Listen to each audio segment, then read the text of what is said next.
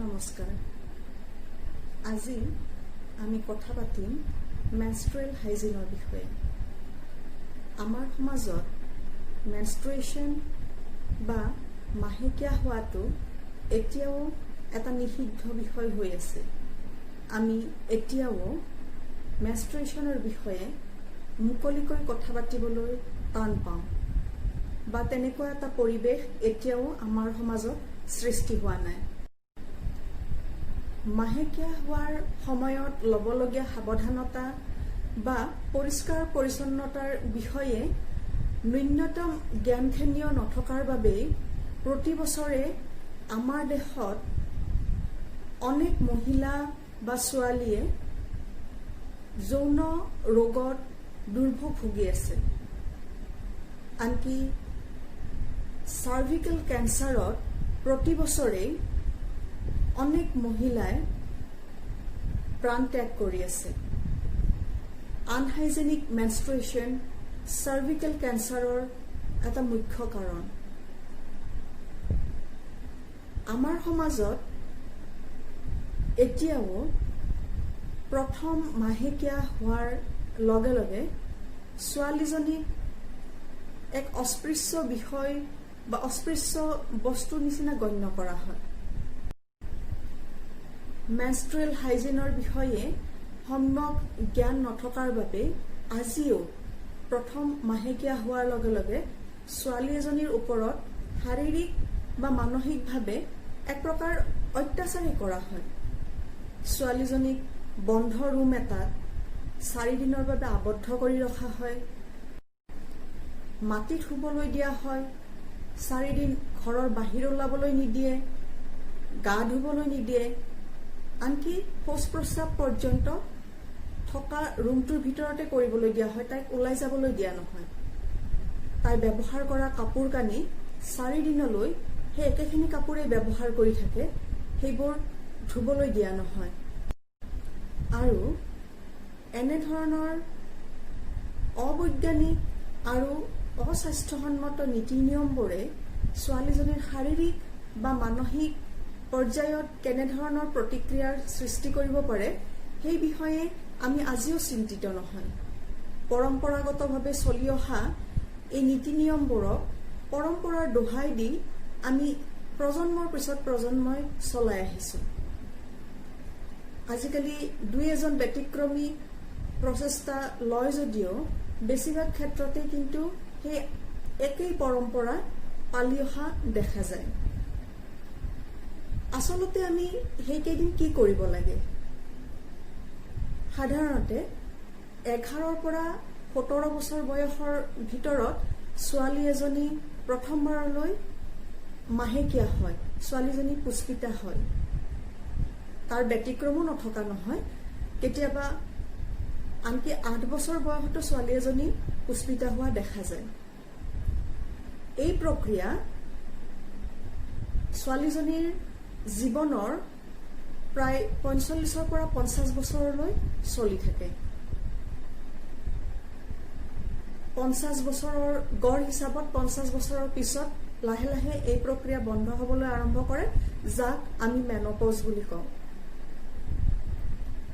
প্ৰথমবাৰ পুষ্পিতা হোৱাৰ পিছৰ পৰা এই মেনপজ হোৱালৈকে প্ৰত্যেক মাহে ছোৱালীজনীৰ মাহেকীয়া হয় বা মেনষ্ট্ৰুৱেশ্যন, পিৰিয়ডছ আমি বিভিন্ন নামেৰে কওঁ। কি হয় আচলতে? মেনষ্ট্ৰুৱেশ্যন হোৱা মানে ছোৱালীজনীৰ দেহৰ পৰা প্ৰচুৰ পৰিমাণে ৰক্তক্ষৰণ হয়। এই ৰক্তক্ষৰণৰ ফলত ছোৱালীজনী শাৰীৰিকভাৱে দুৰ্বল হৈ থাকে আৰু এই প্ৰভাৱ অকল শৰীৰৰ ওপৰতে নপৰে, তাৰ ফলত ছোৱালীজনীৰ মানসিক জগততো প্ৰভাৱ পৰে। এই মাহেকীয়াৰ সময়ত আমি আচলতে কি ধৰণে থাকিব লাগে বা কিবোৰ নীতি নিয়ম পালন কৰিব লাগে? প্ৰথম কথা, যিহেতু এইকেইদিনত ছোৱালীজনীৰ দেহৰ পৰা প্ৰচুৰ পৰিমাণে ৰক্তক্ষৰণ হয়, গতিকে তাইৰ স্বাস্থ্যৰ প্ৰতি আমি নজৰ ৰাখিব লাগে। তাইক যিমান পাৰি পুষ্টিকৰ খাদ্যৰ যোগান ধৰিব লাগে আৰু যিহেতু যথেষ্ট পৰিমাণৰ ৰক্তক্ষৰণ হয় সেয়েহে খাদ্যত পাৰিলে লৌহ পদাৰ্থজাতীয় বস্তু সন্নিৱিষ্ট কৰিবলৈ চেষ্টা কৰিব লাগে। ইয়াৰ বিপৰীতে আমি 4 দিনৰ বাবে তাইক যি লঘনে ৰখাৰ যি আমাৰ ব্যৱস্থা সেয়া আমি বাদ দিব লাগে। লঘনে বা প্ৰয়োজনীয় খাদ্যৰ অভাৱে ছোৱালীজনীৰ দেহত আচলতে বিৰূপ প্ৰভাৱহে পেলায়। গতিকে তাইক সেইকেইদিন লঘন দিয়াৰ সলনি যিমান পাৰি পুষ্টিকৰ খাদ্যৰ যোগান ধৰিব লাগে। যিহেতু 3-4 দিন অহৰহ ৰক্তক্ষৰণ হৈ থাকে গতিকে সেইখিনি সময়ত ছোৱালীজনীৰ মানসিক জগতখনতো তাৰ প্ৰভাৱ পৰে। ছোৱালীজনী খিংখিঙীয়া হ'ব পাৰে, যিকোনো কামত মন নবহিব পাৰে বা যিকোনো ধৰণে অস্বস্তিত ভুগিব পাৰে। গতিকে সেইখিনি সময়ত যিমান পাৰি তাইৰ মনটো ভালে ৰখাৰ চেষ্টা কৰিব লাগে, তাইক আনন্দত ৰখাৰ চেষ্টা কৰিব লাগে, যাতে এইবোৰ মানসিক অশান্তিৰ পৰা তাই নিজকে আঁতৰাই ৰাখিব পাৰে। শাৰীৰিকভাৱে নিজকে যিমান পাৰি চাফ চিকুণ কৰি ৰাখিবলৈ চেষ্টা কৰিব লাগে। পাৰিলে কাপোৰখিনি ধুই এণ্টিছেপ্টিক লিকুইডত তিয়াই ভাল ৰ'দত শুকুৱাই ল'ব লাগে। নিয়মিত গা ধোৱাৰ সময়ত পাৰিলে অকণমান গৰম পানী, কুহুমীয়া গৰম পানী ব্যৱহাৰ কৰিব লাগে।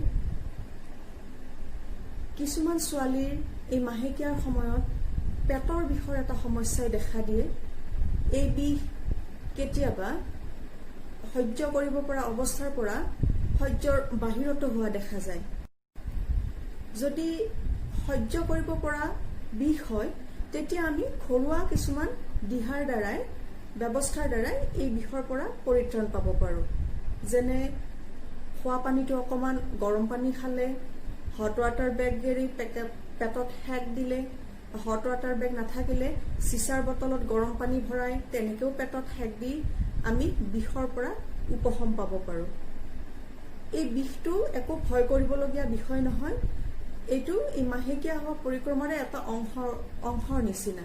কিছুমানৰ ক্ষেত্ৰত বিষটো নাথাকে আৰু কিছুমানৰ ক্ষেত্ৰত এই বিষটো হয়। তাৰ উপৰি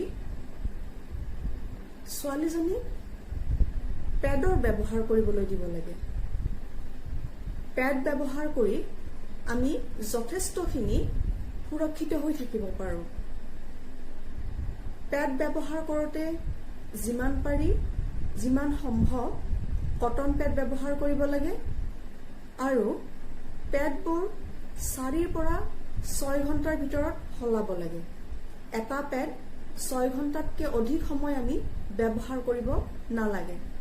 6 ঘণ্টাতকৈ অধিক সময় ব্যৱহাৰ কৰিলে তাৰ পৰা আকৌ ইনফেকশ্যন হ'ব পাৰে।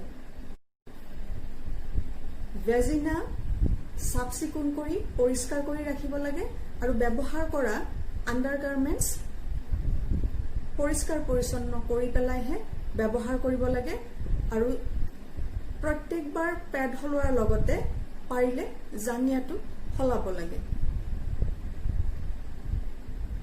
পেডৰ উপৰিও বজাৰত আন কিছুমান বস্তু পোৱা যায় যিবোৰ আমি মেনষ্ট্ৰুৱেল হাইজিনৰ বাবে ব্যৱহাৰ কৰিব পাৰোঁ। তাৰে ভিতৰত টেম্পন বুলি এটা বস্তু পায়, মেনষ্ট্ৰুৱেল কাপ পোৱা যায়।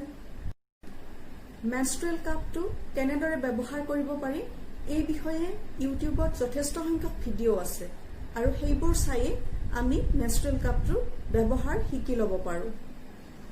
মেনষ্ট্ৰুৱেল কাপটো দেখি হয়তো লাগিব পাৰে যে ইমান ডাঙৰ বস্তু এটা আমি কেনেকৈ ব্যৱহাৰ কৰিম, আমি কেনেকৈ দেহৰ ভিতৰত তাক ইনচাৰ্ট কৰিম, সোমোৱাই ল'ম। কিন্তু আমাৰ মহিলাসকলৰ ভেজিনা অঞ্চলটোৰ যিখিনি মাচল, এইটো যথেষ্ট মাচলখিনি ইলাষ্টিচিটি আছে। গতিকে অতি সহজেই মেনষ্ট্ৰুৱেল কাপটো তাত খাপ খুৱাই ল'ব পাৰি আৰু খুব সহজে তাক ব্যৱহাৰ কৰিব পাৰি।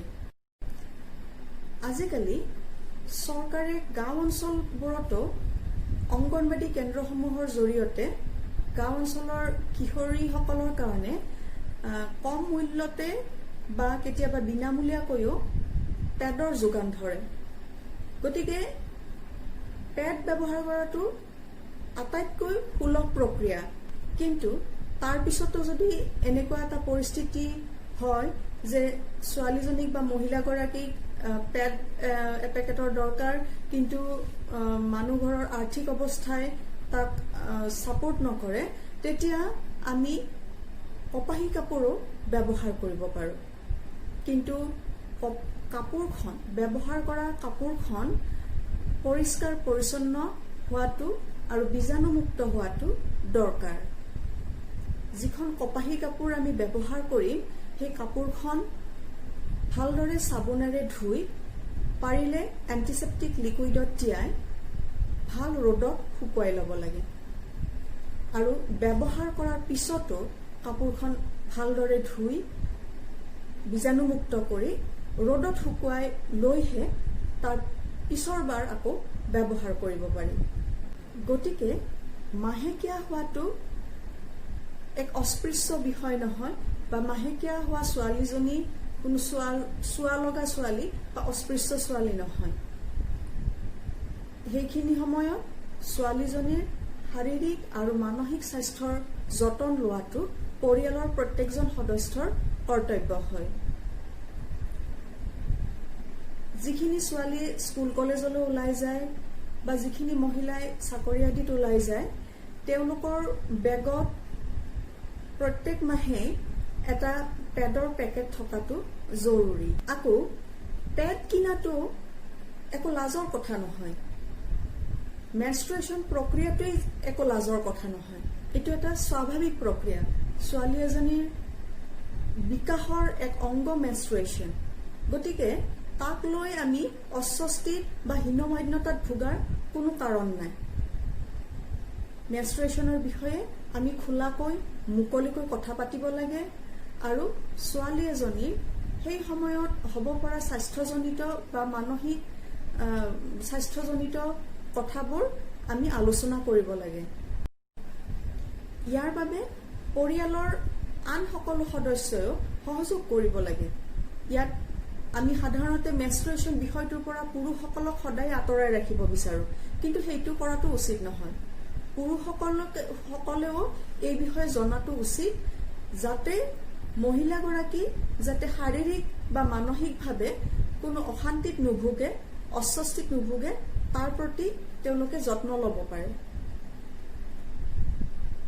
পেড এপেকেট কিনিবলৈ ঘৰৰ মহিলা ছোৱালীগৰাকীয়েহে যে দোকানলৈ যাব লাগিব তেনেকুৱা নহয়। ঘৰৰ প্ৰত্যেকজন সদস্যই, প্ৰত্যেকজন পুৰুষ সদস্যই পেড এপেকেট আনিব পাৰে, কিনিব পাৰে। পেড এপেকেট কিনাটো বিস্কুট এপেকেট কিনাৰ নিচিনা এক সাধাৰণ কথা। সেইটো একো নিষিদ্ধ বিষয় নহয়, বৰঞ্চ এই বিষয়ে আমি সকলোৱে সজাগ হোৱা উচিত আৰু সকলোৱে মুকলিকৈ কথা পতা উচিত।